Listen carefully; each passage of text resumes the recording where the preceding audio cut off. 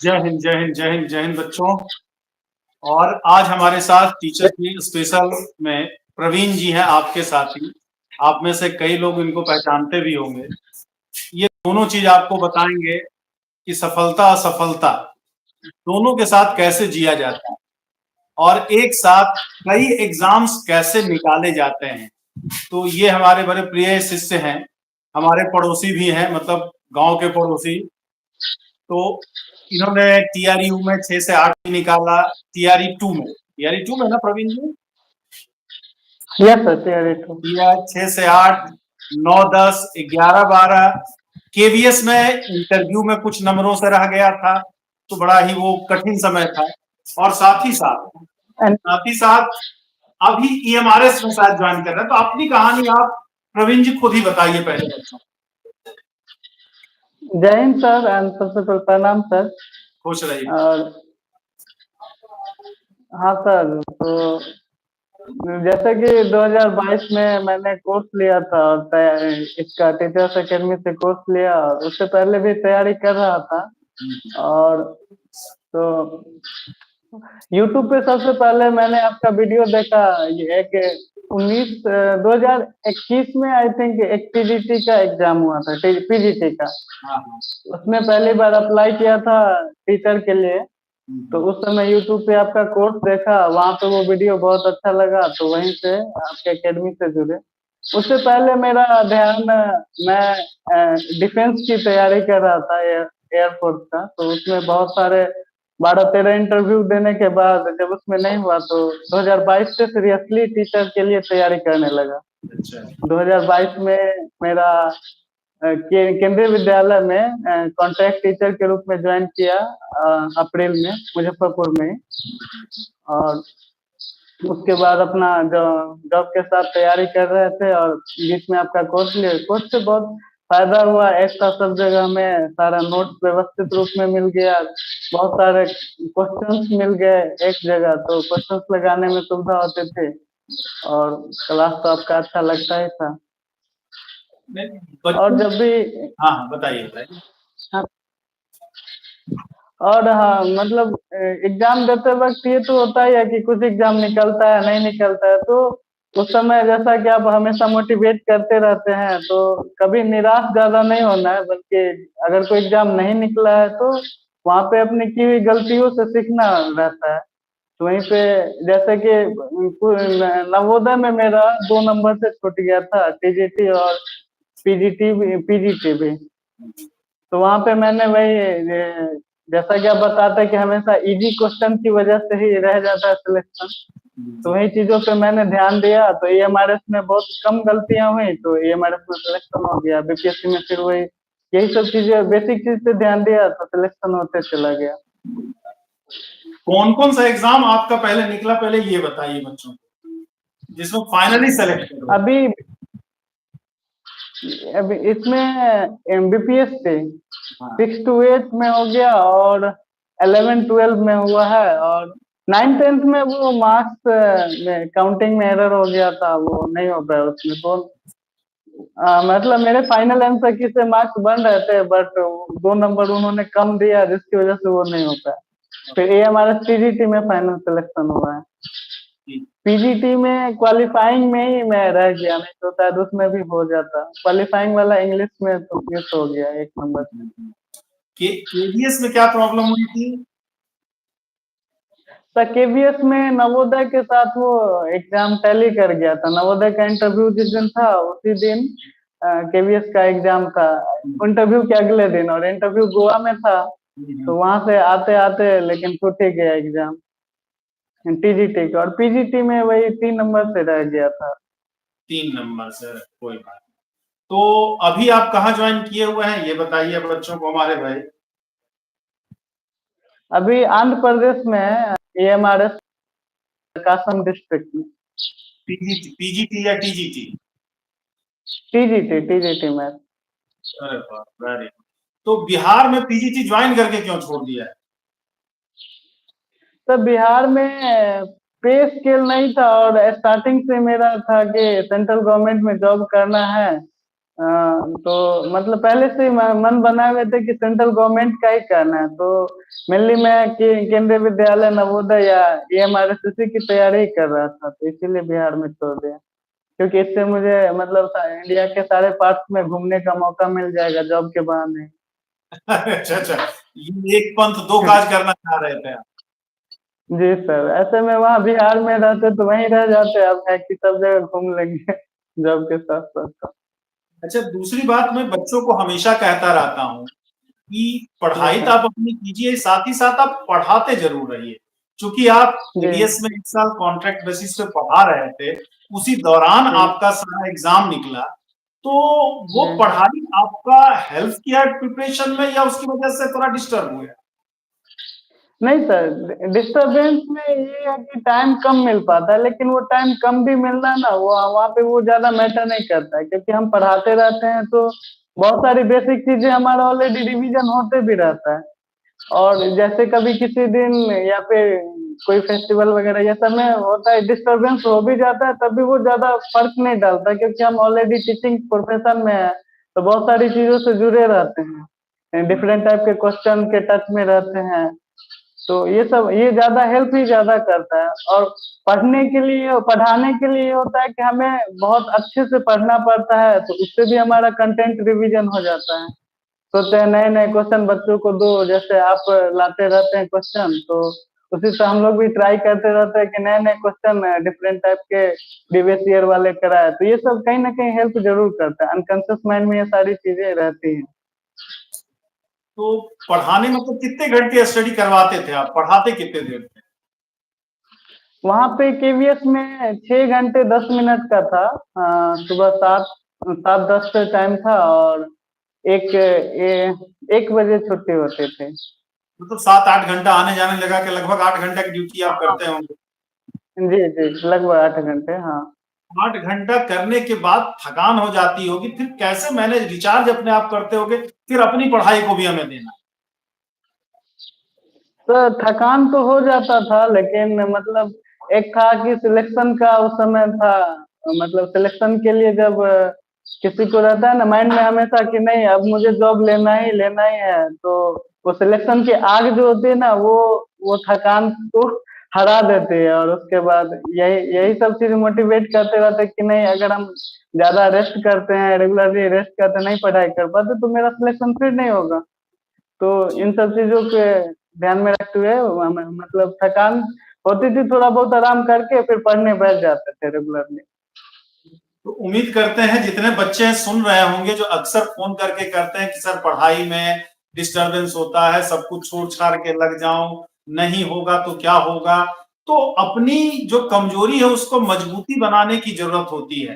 प्रवीण जी मेरे हिसाब से यही कहना चाहते हैं कि जहां सफलता का नशा एक है, एक उमंग रहेगी कि नहीं हमें करना है तो करना है, तो फिर थकान भी आपको हावी नहीं होती है। और अगर आप जिस दिन ठान लेंगे, कहते हैं ना कि हार मान लो तो हार है और ठान लो तो जीत है, तो अगर ठान लेते हैं तो सफलता तो आपको मिलती ही मिलती है। तो आपने देखा कि 8 घंटा ये भी पढ़ाते थे और केवीएस में अच्छे बच्चे भी रहते थे, तो वो आपको कहीं ना कहीं हेल्पफुल ही रहता है, वो कहीं से नुकसानदेह नहीं होता है। दूसरे बच्चों की और थोड़ी सी समस्या होती है कि सर स्कूल जाते हैं पढ़ाने के लिए, तो उस दौरान बड़ी राजनीतिक चीजें होती हैं, बहुत सारा वर्कलोड और दे देते हैं, मतलब फलाना ढिमाका, मतलब वो बहुत सारी चीजें, मतलब जो एक्सक्यूजेस बच्चे हमें गिनाते हैं। तो क्या वो आपके साथ भी होता था, और होता था तो आप उसको हैंडल कैसे किए? सर स्कूल में जैसे केंद्रीय विद्यालय में थे, तो वहाँ पे स्कूल का जो भी काम होता था, मेरा हमेशा से यही मतलब पहले क्लियर मोटिव माइंड में यही रखते थे कि स्कूल का काम स्कूल में ही कर लेना है। जो भी पॉलिटिक्स वगैरह हो रहा है थोड़े बहुत तो सब जगह चलते हैं, हर एक स्कूल में होता है, तो उन सब चीजों से मैं साइड ही रहता था। और स्कूल का काम स्कूल में खत्म कर लेना है, क्योंकि हमेशा 1 2 पीरियड तो फ्री रहता ही है। फिर जी। छुट्टी के बाद हाफ एन आवर वहाँ पे रुकते ही थे डेली, तो वो सब टाइम में सारा काम करके घर पे फ्री माइंडेड आते थे, तो फिर अपना काम करते थे, ज्यादा इन्वॉल्व नहीं होते थे स्कूल में। स्कूल में गए तो स्कूल में है, अदरवाइज फिर एज ए स्टूडेंट अपना काम करने लग जाते थे। चलिए, ये उम्मीद करते हैं कि प्रवीण जी की बातों से जो बच्चों की वो सारी समस्याएं थी वो समस्याओं को कैसे हैंडल करेंगे, उसका वो जवाब आप सबों को मिल गया होगा। क्योंकि देखिए मेरे समय में अलग जमाना था, अब नया जमाना है, दूसरे तरह का जमाना है। तो ये अब तो तत्कालिक है, साल 2 साल की बात है। इन्होंने जैसे हैंडल किया, इनसे आप मतलब एक बार सीख लेकर के उन चीज़ों को हैंडल कर सकते हैं। जो अक्सर मैं कहता हूँ कि कान से बहीर और पीठ से गहीर। राजनीति मेरे पीछे कौन क्या कर रहा है, नहीं कर रहा है, हमें उसमें नहीं पड़ना। हमारा लक्ष्य एकदम क्लियर होना चाहिए। वो तो हम जीवन यापन के लिए या थोड़ा-सा अपनी तरक्की के लिए, थोड़ा-सा इंजन के लिए उन चीज़ों को हम जॉइन किए हैं। वो हमारा उद्देश्य नहीं है। जिस दिन ये हो जाएगा कि हमें उसी विद्यालय में रहना, उसी काम को करना है, तब फिर उन चीज़ों में हम इन्वॉल्व हों। अदरवाइज़ हमारा लक्ष्य कुछ और है, तो फिर उन चीज़ों में इन्वॉल्व ही नहीं होना। अपने काम से काम मतलब रखेंगे, तो बहुत ज़्यादा दिक्कत मेरे हिसाब से नहीं होनी चाहिए। क्यों प्रवीण जी? जी सर, जी सर, जी सर, बिल्कुल। अच्छा, दूसरी बात ये जब पहली सफलता मिली थी आपको, तो कैसा महसूस हुआ था? तो बहुत खुशी हुआ कि मतलब अब पहले तो कॉन्ट्रैक्ट के रूप में कर रहे थे काम, अब परमानेंट होने जा रहे हैं कहीं पे, तो बहुत अच्छा लगा। और ये बात मैंने सबसे पहले आपको बताया, फिर घर पे कॉल किया था। इसी तरह फिर फ्रेंड में इसके बताया, लिए तो सब जैसे बधाइयों का दस बहुत-बहुत जी सर। धन्यवाद कि आपने सबसे पहले मुझे रिजल्ट बताया। और कुछ बच्चे जी शायद दिल से कुछ ज़्यादा ही जुड़ जाते हैं। उनमें से एक आप हैं, एक आध नाम और है, वरुण है, बहुत सारे बच्चे हैं, जो वाक़ई तो हमें भी एक महसूस होती है कि मेरा किया धरा मतलब के रिटर्न आ रहा है। जब बच्चा अपने घर से पहले मुझे बताता है कि सर मेरा सिलेक्शन हो गया, तो शायद उस खुशी का कोई मोल नहीं होता, वो मेरे लिए भी अनमोल क्षण होता है। ये तो हुआ सफलता की बात। जी सर। ये पता चला कि 2 नंबर से रुक गया, तो असफलता को आपने हैंडल कैसे किया? तो उस समय बुरा तो बहुत लगा, लेकिन मतलब जो हो गया उसको तो चेंज नहीं कर सकते हैं। तो जैसा कि आप बताते हैं कि जो बात हो गई, तो वहाँ पे हमें की गलतियों से सीखना है और अपने आप को मोटिवेटेड रखना है। ज़्यादा निराशा को हावी नहीं होने देना है अपने पे। तो वही किया, मोटिवेटेड रखा कि इस एग्ज़ाम में नहीं हुआ तो अगला एग्ज़ाम तो भी आगे है ही, तो उसकी तैयारी करते हैं। बेहतर रोने से बेहतर है कि उसकी तैयारी करें। तो उसकी तैयारी शुरू कर दिया और फिर रिजल्ट आ गया सर। तो उस सदमे से उभरने में कितना टाइम लगा आपको? तब मैं ज़्यादा उससे हतोत्साहित नहीं हुआ था, क्योंकि ऑलरेडी मैं जैसा कि पहले बताया कि एयरफोर्स में 12-13 इंटरव्यू फेल कर चुका हूँ। तो मुझे ज़्यादा कोई फ़र्क पड़ा नहीं, बस यही था कि थोड़ा और मेहनत करने लगे, बेसिक चीज़ों पे और ध्यान देने लगे, तो वहाँ से फिर रास्ता मिल गया। हमें जहाँ तक याद है सफलता का भी सबसे पहले आपने मुझे बताया था। असफलता के बारे में जी शायद मुझे ही बताया था, जहाँ तक हमें याद आ रहा है कि शायद या व्हाट्सएप आपने किया सब 2 सर नंबर से रुक गया।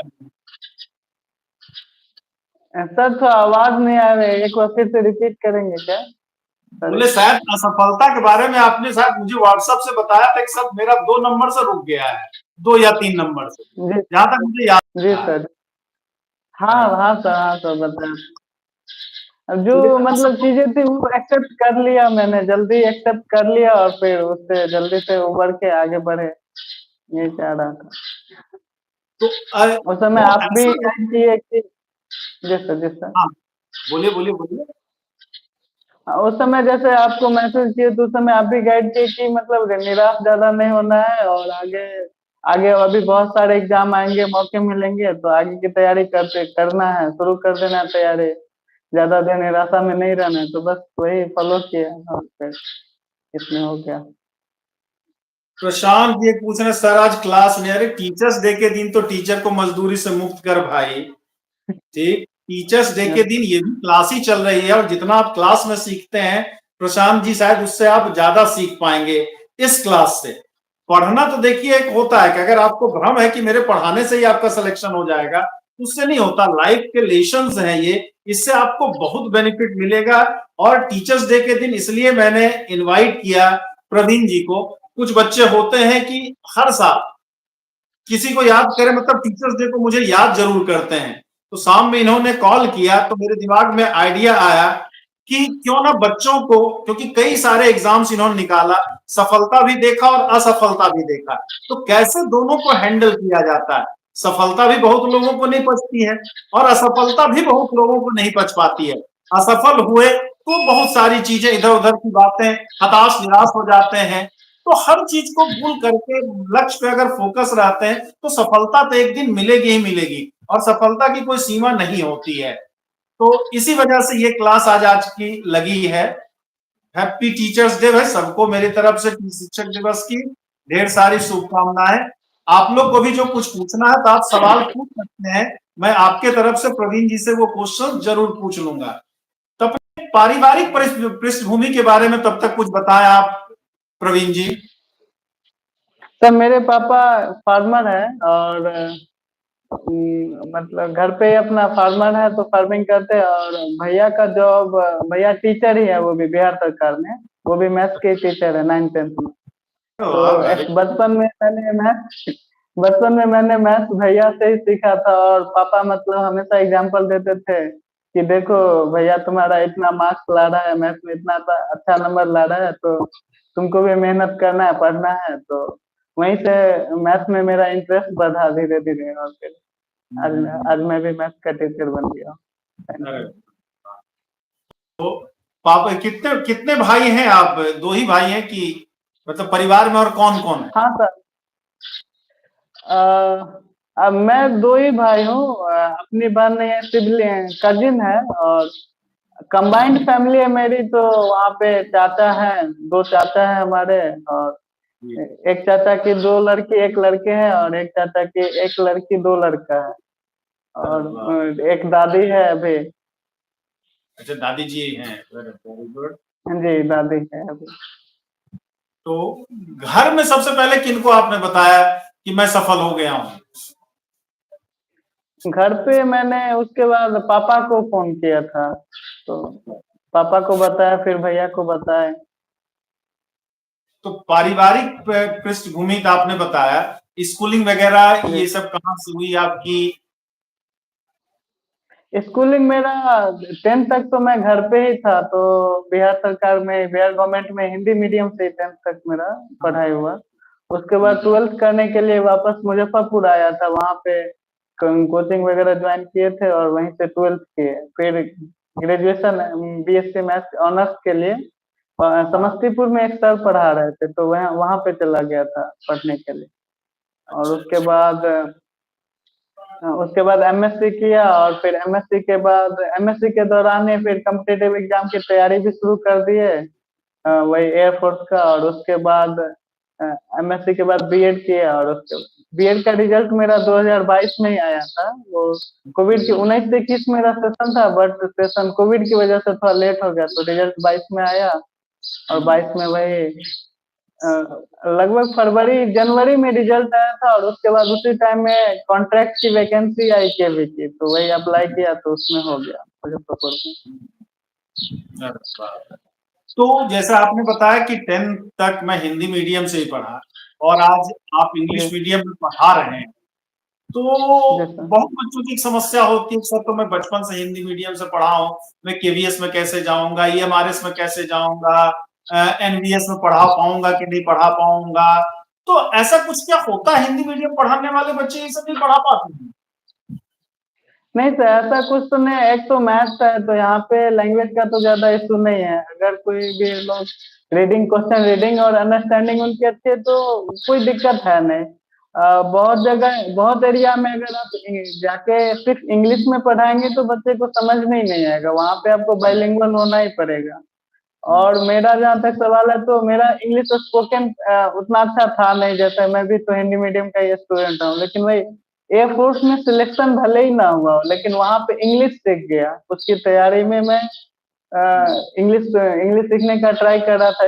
इंग्लिश स्पीकिंग के लिए मैंने ग्रुप बनाया था उसमें डेली बात करते थे लोगों से तो वहाँ पे इंग्लिश सीख गया। तो फिर इंग्लिश इंग्लिश का मेरा प्रॉब्लम खत्म हो गया। लेकिन अगर जिनका हिंदी मीडियम से पढ़े हैं और तो कोई ज्यादा इशू नहीं है। यहाँ पे पढ़ाना तो हिंदी में ही होता है बाइलिंगुअल होता है क्वेश्चन तो समझाना हिंदी में ही होता है तो ऐसा कोई इशू है नहीं। और प्रिपरेशन करते समय मीडियम क्या कभी बैरियर बना आपके लिए? नहीं तो 10th तक मेरा हिंदी मीडियम था, लेकिन 12th में मेरा, उसके बाद मैं इंग्लिश मीडियम में चला गया था। बिहार बोर्ड से इंटर किया, लेकिन वो इंग्लिश मीडियम में ले लिए थे। तो नहीं तो वही 12th 11 में थोड़ा बहुत दिक्कत 11 हुआ। नहीं, जब आपने हाँ मीडियम चाहिए कभी ना कभी तो करना होता है, तो क्या हाँ क्या हाँ। प्रॉब्लम फेस करनी पड़ी आप और उसको कैसे हैंडल किया? वहाँ, हाँ वहाँ पे 11th में थोड़ा दिक्कत हुआ, क्योंकि एकाएक मीडियम चेंज हो गया था, तो आंसर राइटिंग वगैरह में, जैसे मैथ में तो कोई प्रॉब्लम नहीं होता था लैंग्वेज का, क्योंकि अंडरस्टैंडिंग मेरी इंग्लिश में ठीक ठाक थे। लेकिन इसमें फिजिक्स केमिस्ट्री में थोड़ा आंसर राइटिंग, तो उसमें थोड़ा थोड़ा लंबे क्वेश्चन होते थे, जो तो आंसर राइटिंग में थोड़ा थोड़ा प्रॉब्लम होता था। और कोचिंग में सर पढ़ाते थे तो वो समझाते बाइलिंगुअल ही थे, तो ज्यादा कोई इशू हुआ नहीं। बस वही बुक रीडिंग में थोड़ा सा स्पीड स्लो रहता था, और ये तो आंसर राइटिंग ये सब में थोड़ा सा दिक्कत होता था, लेकिन वो धीरे धीरे एडजस्ट होते चला गया, और बाद में फिर ठीक हो गया धीरे सब। धीरे। अरे वाह, वेरी गुड। तो हमें नहीं लगता इंग्लिश मीडियम कोई बैरियर हुआ और आगे भी किसी बच्चे को होना चाहिए। नहीं था, इंग्लिश मीडियम कोई ज्यादा बैरियर है नहीं। और ये अगर है तो अभी से थोड़ा बहुत अपना इंग्लिश का भी प्रिपरेशन कर सकते, क्योंकि केवी में, नवोदय में और एएमआरएस में तो क्वालिफाई भी करना है। 10 में से 4 मार्क्स लाना है, और वो भी निगेटिव के साथ, तो ये थोड़ा सा चैलेंजिंग होता है। क्योंकि कभी कभी मतलब पैसेज वगैरह कुछ टफ पूछ दे, या फिर कुछ ऐसे अननोन वर्ड पूछ दे जो कभी देखे ना हो, तो थोड़ा, क्योंकि कम मार्क्स का क्वेश्चन है, तो वहां पे थोड़ा सा कभी कभी चैलेंज हो जाता है। तो इंग्लिश तो वैसे भी आपको पास करना ही है, तो बेहतर है कि एक्सक्यूज बनाने से बेहतर है कि हम तैयारी ही करें। नहीं नहीं, बिल्कुल। तो तैयारी के दौरान जैसे ईएमआरएस भी दिया आपने, एनवीएस भी, केवीएस भी और बिहार भी, लगभग एग्जाम आपका जी निकला। इसी में इंटरव्यू में थोड़ी जी बहुत सर। प्रॉब्लम रही। तो जी सर। ईएमआरएस, केवीएस, एनवीएस और बीपीएससी, इसकी तैयारी में जी डिफरेंस है। आपने कैसे सारे कोर्स को, सारे सिलेबस को हैंडल? सब मैंने कोई मैंने मेनली केवी को ध्यान में रख के, सॉरी यूपी टीजीटी पीजीटी को ध्यान में रख के मैं तैयारी कर रहा था। और बाकी सबका सिलेबस में ज्यादा कोई अंतर है नहीं। तो और जो जो जो भी एग्जाम पास में आ रहा है, तो सिलेबस को देखते हुए जो टॉपिक मतलब कॉमन नहीं है उसको उस समय देख लेना, otherwise most of the topic तो कॉमन ही होते हैं। तो वो आप किसी की भी तैयारी कीजिए, वो टॉपिक पढ़ना ही है, उस पर कमांड थोड़ा बहुत रखना ही पड़ेगा, तभी क्वेश्चन बनेंगे। तो जो अनकॉमन टॉपिक है वो एग्जाम के टाइम में देख लेना है, हो गया। अनकॉमन टॉपिक क्या? तो हमको लगता है 10% से ज्यादा तो नहीं है, हमें लगता है। नहीं नहीं नहीं, ज्यादा नहीं है सर। और अगर कोई यूपी टीजीटी पीजीटी का तैयारी करा तो केवी नवोदय इसमें दिक्कत होगा ही नहीं, क्योंकि इसमें मोस्ट ऑफ द क्वेश्चन 11 12 या पीजीटी में है तो 11 12 पे ही होते हैं, तो यहाँ पे ज्यादा कोई दिक्कत होगा ही नहीं। तो हमें तो लगता है यूपी टीजीटी पीजीटी का जो तैयारी करता है वो भारत में जितने भी टीचिंग एग्जाम होते हैं वो लगभग सब निकाल सकता है। मतलब सब्जेक्ट में उसको कहीं कोई प्रॉब्लम होती नहीं है। जी सर। आपने सर 2021 का टीजीटी पीजीटी यूपी वाला भी दिया था ना? नहीं सर, पीजीटी दिया था। पीजीटी मेरा बीएड फाइनल नहीं था, तो मैं वो अच्छा नहीं दे अच्छा। पाया था। पीजीटी ओके, तक एमएस दिए थे। फाइनल था तो पीजीटी आपने बस केवल दिया था। अरे वाह। जी सर। तो बच्चे पूछ रहे हैं आपसे कि आपने प्रैक्टिस कहाँ से किया था और कौन सा बुक्स आपने पढ़ा? सर प्रैक्टिस के लिए वही 11 12 पढ़ा रहे थे, तो एनसीईआरटी तो ऑटोमेटिक बन जा रहा था। उसके बाद आपका मेनली सबसे ज्यादा मैंने उसका नोट्स बनाया। उसके अलावा मैंने साइड बुक में आर डी शर्मा का बुक रखा हुआ था, ऑब्जेक्टिव वाले भी और वो नॉर्मल बुक भी। लेकिन वो ज्यादा बना नहीं पाया, क्योंकि टाइम नहीं होता था। तो ज्यादा प्रैक्टिस आपके असाइनमेंट से किया हूँ, वो सफिशियंट है, उसमें लगभग लगभग क्वेश्चन मिल जाते हैं। मतलब सारे बुक का निचोड़ मिल जाता है। उसके अलावा प्रीवियस ईयर क्वेश्चन वाले बनाते थे, और आप नए असाइनमेंट नए से वीडियो जो क्वेश्चन, डालते रहते हैं। असाइनमेंट से बेनिफिट मिला था, उससे कुछ क्वेश्चंस एग्जाम में आए थे? यस सर, उससे बहुत बेनिफिट मिला। मेन मेन क्वेश्चन तो मैंने वहीं से किया है, क्योंकि बुक तो बहुत बच्चे जो भटकते रहते हैं कि ये किताब भी खरीद लें, वो किताब भी खरीद लें। ज्यादा टाइम कम था। जी सर। कि हमें लगता है मैं इतना प्रोवाइड करा देता हूँ असाइनमेंट और प्रैक्टिस में कि इधर उधर ज्यादा भटकने की जरूरत है नहीं, बस कॉन्सेंट्रेट होकर करने की जरूरत है। जी सर, जी सर। क्या हुआ, टाइम हो गया क्या कहीं का? नहीं सर, नहीं सर।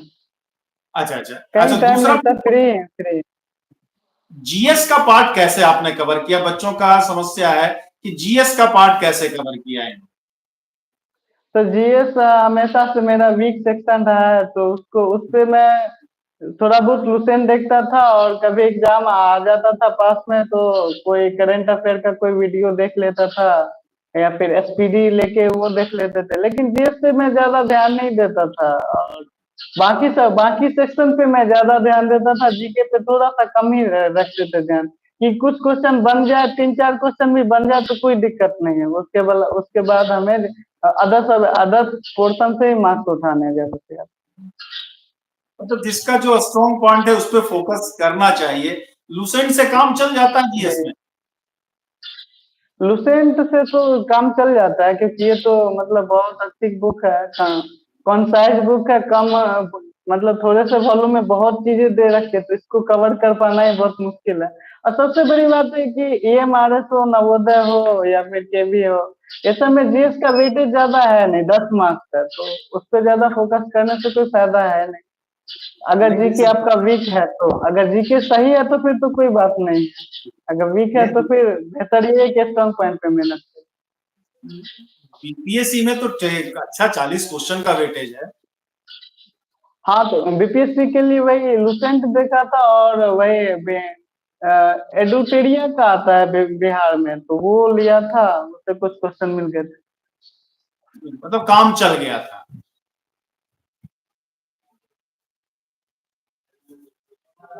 का, बोले काम चल गया था जी सर, उसमें। जी सर। यस सर, अच्छा, यस सर। मॉक टेस्ट भी कहीं आपने ज्वाइन किया था? बच्चे पूछना चाह रहे हैं। नहीं सर, मॉक मॉक टेस्ट एक टेक्स्ट बुक पे ही उसका सब्सक्रिप्शन ले रखा हूँ, तो कभी कभी वो लगा लेते थे। उसके अलावा ज्यादा मॉक टेस्ट आप जो करवाते थे क्वेश्चन यूट्यूब पे, वही सब नए नए क्वेश्चन लाते थे, वही सब बनाते थे। स्पेशली कोई अदर अलग से मॉक टेस्ट नहीं ज्वाइन किया। मॉक टेस्ट तो खुद से भी बनाया जा सकता है, लेकर के वो आसानी से कर सकते हैं। अगर जैसे 10-12 बच्चे ग्रुप बना लें, मतलब एक मैं बच्चों को कह रहा हूँ, मेरा आइडिया कैसा रहेगा कि आप नई पीढ़ी के हैं, नया देखिए यहाँ बाहर से बताना, और जो खुद एग्जाम को तत्काल फेस किया है करंट में, जी उसके लिए जी जैसे 12-15 जी बच्चे ग्रुप बना लें, हर बच्चा एक एक पेपर जी बनाए अपने हिसाब से, 125 क्वेश्चन का या 80 क्वेश्चन का, जो जिस एग्जाम के लिए, और सब एक दूसरे को मौक टेस्ट दें। जी सर। हाँ तो सर, वो ये भी बेनिफिट। सही है। जी सर, जी सर। इसमें तो भी भारत, क्वेश्चन का एक्सचेंज होते रहना चाहिए, तो ये तो अच्छा ही है ये भी। तो आप लोग अगर अगर फ्रेंड शुल्क सर्कल देते सब हैं। जाता है। जी सर, जी सर। हाँ बोलिए बोलिए बोलिए। हाँ सर, बोलिए सर, बोले आप बोल 12 लीजिए पहले। मिल गए तो 12 पेपर वो तैयार कर लिए। 12 पेपर तैयार कर लिए तो हर बच्चे का मेंटल लेवल अलग अलग होता है, अलग अलग उसकी सोच जी होती सर, है, तो हर तरीके का उस जी ग्रुप में सर, क्वेश्चन बारह बच्चों का बेनिफिट हो जाएगा। तो इधर जी उधर मॉक टेस्ट के जी लिए बहुत ज्यादा भटकने की आवश्यकता होनी नहीं चाहिए। नहीं। मॉक टेस्ट जी ज्वाइन कर ले, सर, वो ज्वाइन कर ले, यहाँ से कर ले, वहां से कर ले, क्योंकि सेल्फ स्टडी जी सबसे ज्यादा इंपॉर्टेंट होता है। जी सर, जी सर। सेल्फ स्टडी से ही मेन कंसेप्ट क्लियर होगा, और तो वही ज्यादा जरूरी है। अच्छा, टीचर्स एकेडमी ज्वाइन किए तो उसका क्या बेनिफिट हुआ आपको? कुछ हुआ बेनिफिट, या जैसे सारे यूट्यूब है भाई ठीक है वैसे यहाँ सर का भी देख लिए? नहीं सर, ऐसा और कुछ नहीं, बहुत बहुत सारा आपने बेनिफिट हुआ देखा। इससे। जी सर, हाँ जी बोलिए, सर, जी सर। मेरे सर, सवाल इससे सुन लीजिए। बहुत बेनिफिट हुआ क्योंकि। हाँ सर, बोलिए बोलिए। बहुत सॉरी सारे सर। चैनल्स आपने देखा, बहुत सारे, देखिए धरती वीरों से खाली नहीं। हमें लगता है जो भी टीचर जी पढ़ा सर, रहे हैं वो अपने भर अच्छा ही पढ़ाते हैं। तो आपने टीचर्स जी सर। एकेडमी ही क्यों ज्वाइन किया? और भी बड़े बड़े ब्रांडेड है, कॉर्पोरेट है, ये तो भाई मतलब ठीक है, नॉर्मल एक है, तो आपने टीचर्स एकेडमी को ही क्यों प्रीफर किया? सर, अब मतलब एक होता है कि सब जैसा कि अभी आपने बताया कि सबका मेंटल लेवल अलग अलग होता है, सबका अपना कैपेसिटी।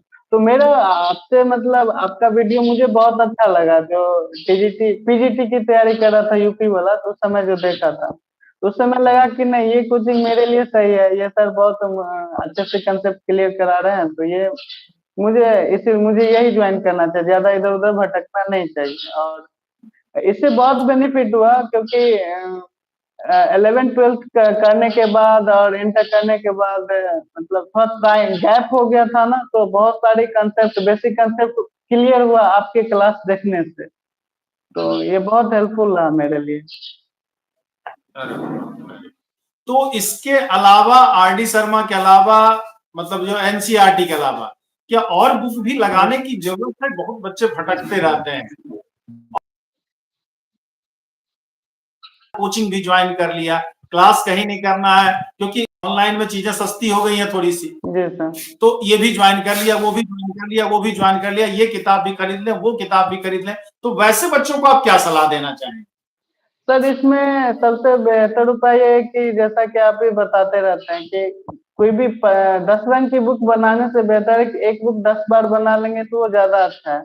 और इस तैयारी में सिलेबस इतना ब्रॉड है कि अगर हम इतना ज्यादा बुक के जाल में फंसे तो उलझ जाएंगे, तो बेहतर ये है कि बुक कम रखे और प्रैक्टिस ज्यादा करे, रिवीजन पे ज्यादा ध्यान दे। तो एक तो आपका नोट्स हो गया, वहां पे बहुत सारे क्वेश्चंस ऑलरेडी हैं। अगर उसके अलावा भी किसी को कुछ करना है तो आर डी शर्मा पे सफिशियंट है। उसके अलावा उसके बाद भी आप बताते हैं कि आईआईटी प्री वाला मेंस वाला वो उसकी तैयारी कर सकते हो, वो सब बहुत एक्सट्रीम केस हो गया, उतना ना भी करे तो भी सिलेक्शन हो जाएगा। तो तो बेहतर मतलब ये है कुछ कि रिवीजन पे ज्यादा ध्यान। रिवीजन, स्पीड कैसे आपने मेंटेन किया था? क्या sir? Speed maintain limited time में, देखिए एग्जाम दे रहा हूँ, तैयारी तो सब जानता है, आता भी है उससे क्वेश्चन, बहुत सारे बच्चे जो होते हैं वो स्पीड मेंटेन नहीं कर पाते, लिमिटेड टाइम में सॉल्व नहीं कर पाते हैं, वो आपने कैसे मेंटेन किया?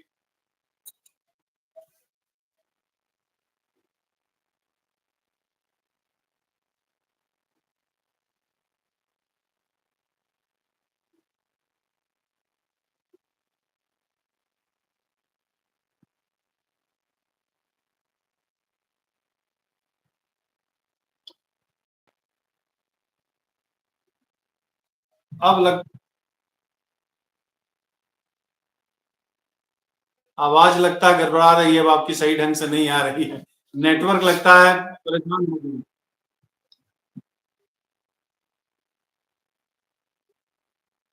अच्छा ठीक ठीक ठीक ठीक, कर लीजिए कर लीजिए।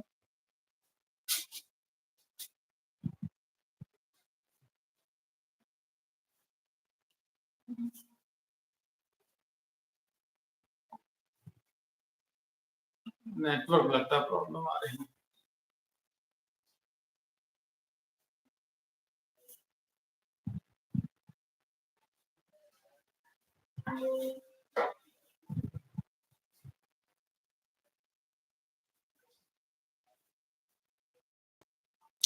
भारत जी बोल रहे पीडीएफ नोट्स नहीं दिए गए हैं सही मुझे, और जो हेलो दिए गए हेलो, हैं।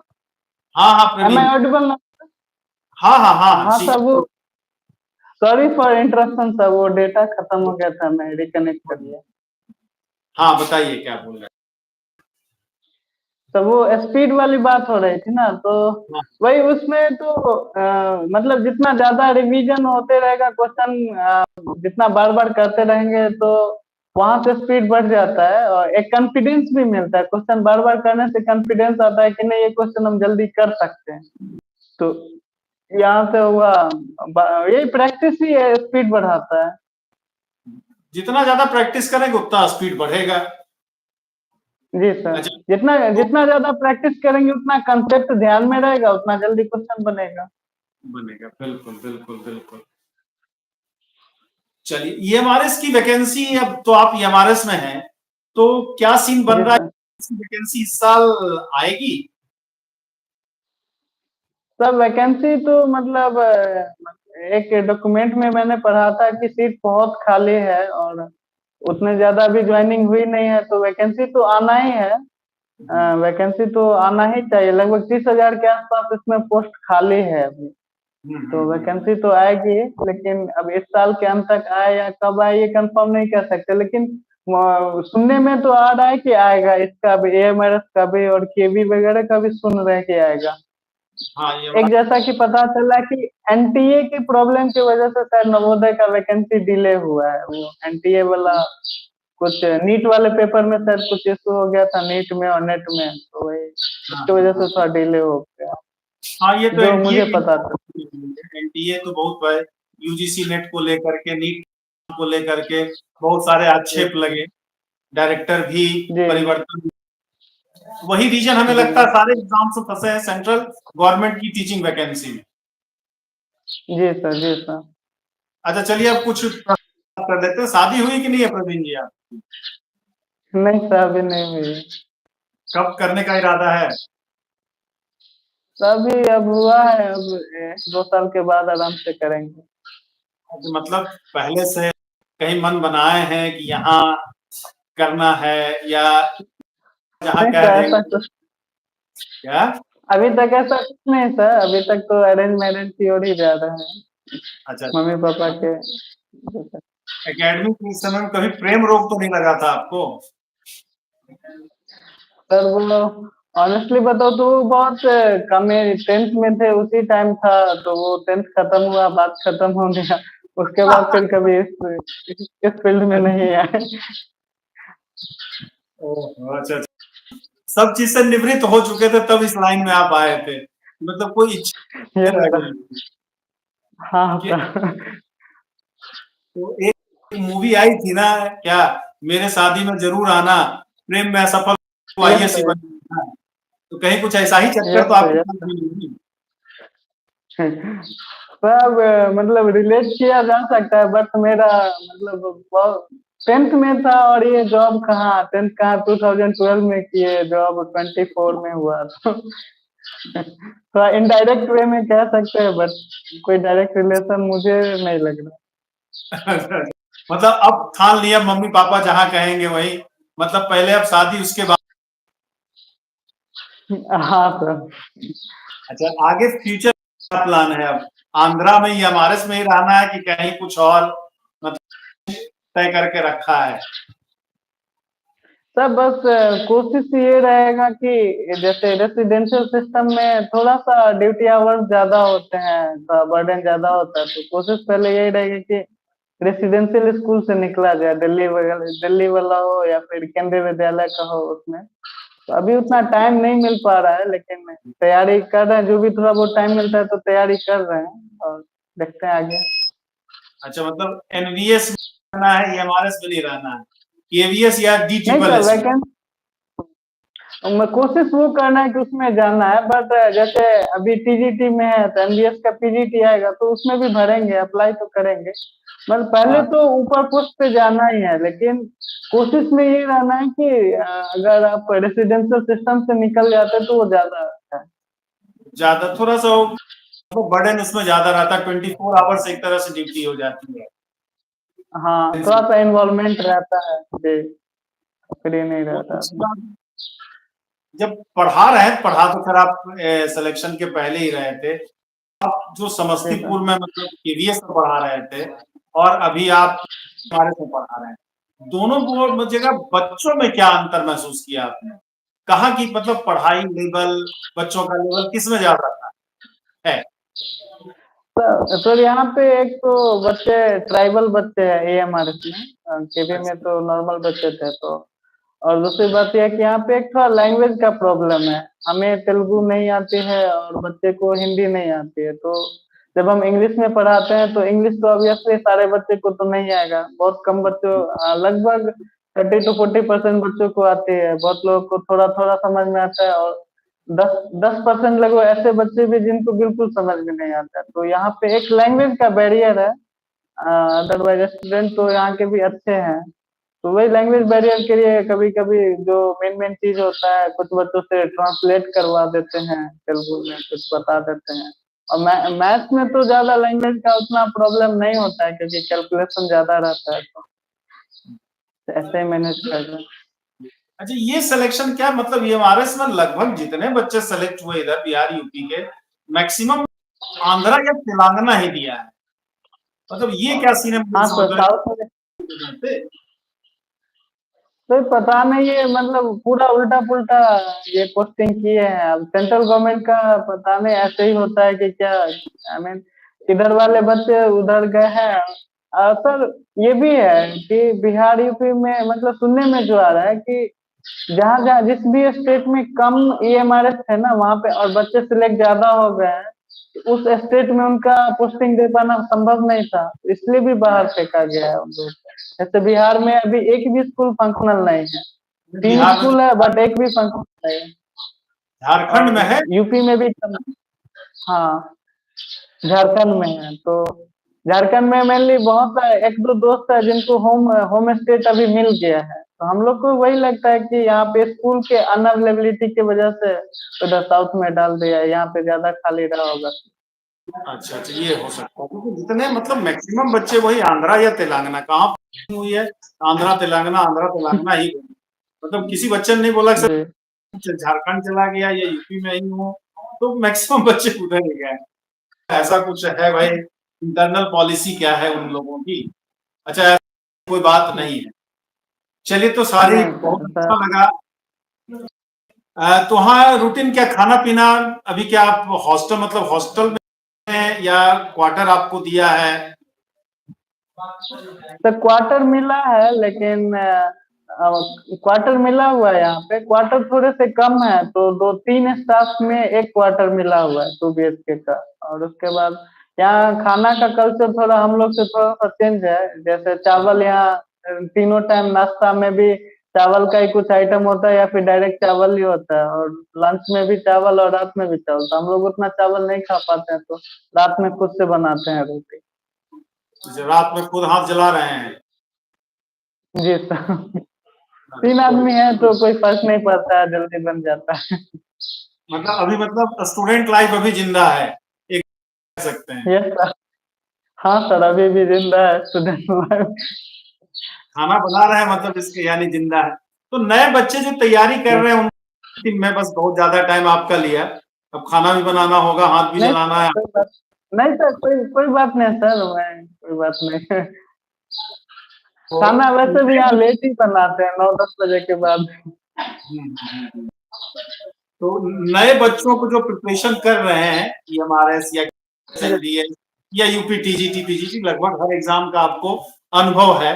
मैक्सिमम में आप सेलेक्ट हुए, कुछ में असफल भी हुए, तो सफलता असफलता दोनों का रखा है आपने। सिलेक्शन के बाद तो लगभग भर के आपने सिलेक्शन भी दिए, तो क्या कहना चाहेंगे? सर बस यही कहेंगे कि वो मतलब ज्यादा घबराना नहीं है, पेशेंस के साथ तैयारी करे, और रिवीजन पे, टाइमली रिवीजन पे फोकस करते रहे, बेसिक चीजों पे ध्यान दे। क्योंकि कई बार एग्जाम में जैसे इजी क्वेश्चन वो जल्दी से गलत हो जाता है, और 1-2 नंबर से जब सिलेक्शन रह जाता है तब वो बहुत दर्द होता है। तो इजी क्वेश्चन को ज्यादा मतलब एग्जाम में अच्छे से ध्यान से क्वेश्चन पढ़ना है और आराम से आंसर देना है। आपके जैसे आपने बोला, आपके क्वेश्चन जिसमें आप असफल हुए 2-3 नंबर से, कठिन सवाल गलत हुआ कि आसान वाला गलत हुआ?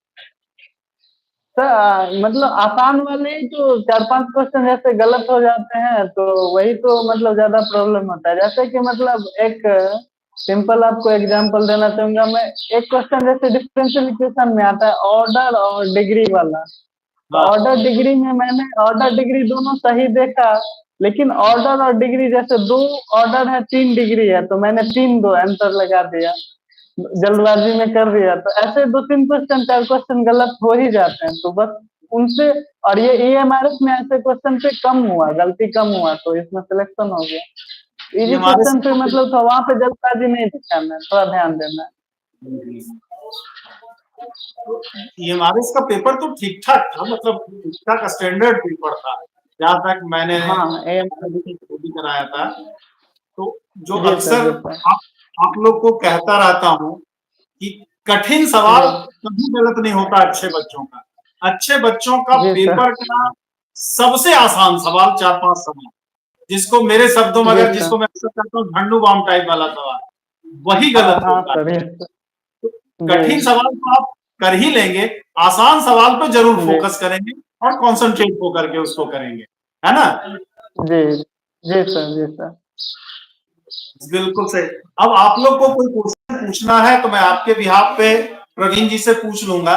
जल्दी जल्दी आप अपना क्वेश्चन पूछिए, रैपिड फायर राउंड एक बार हो जाए आपका टीचर्स डे के उपलक्ष्य में। आपके तरफ से मैं जल्दी जल्दी क्वेश्चन पूछ लूंगा। Rajesh Kumar Gupta ji, Shashikant Sharma ji, Sanjay Rajput, M Mishra, Shivam Yadav, sir UP.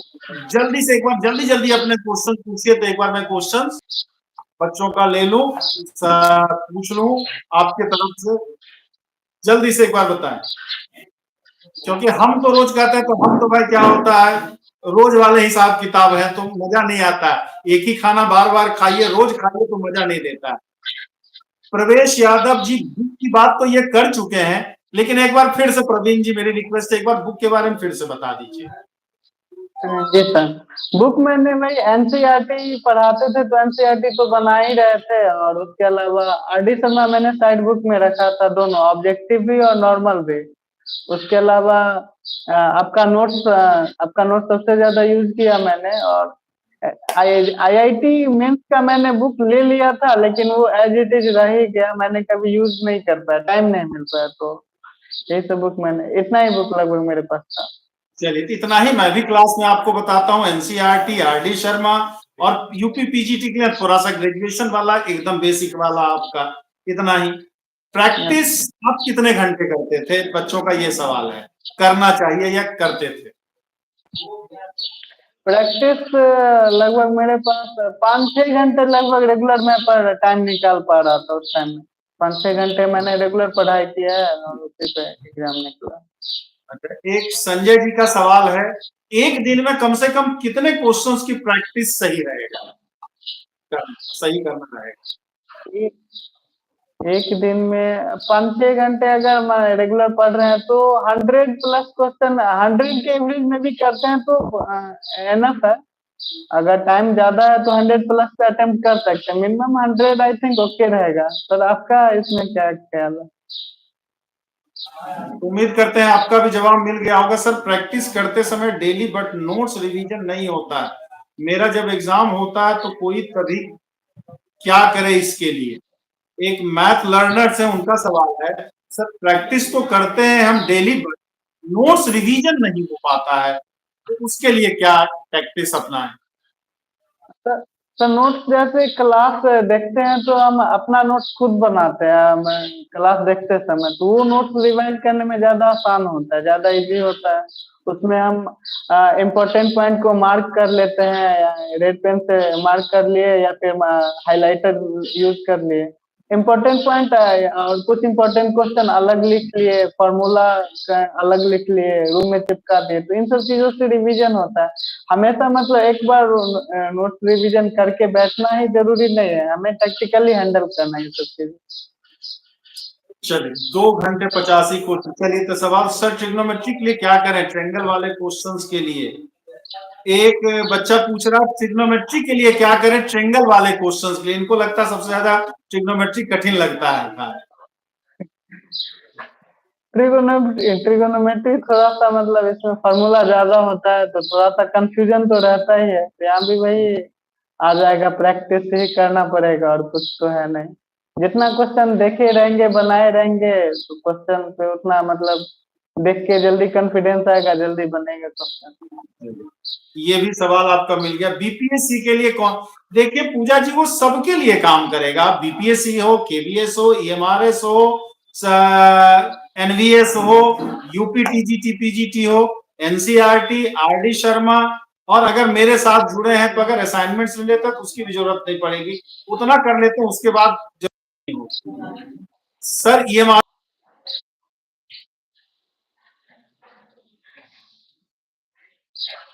Hello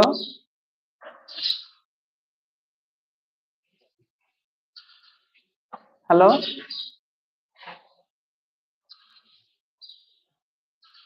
आवाज नहीं आ रही है सर आपके।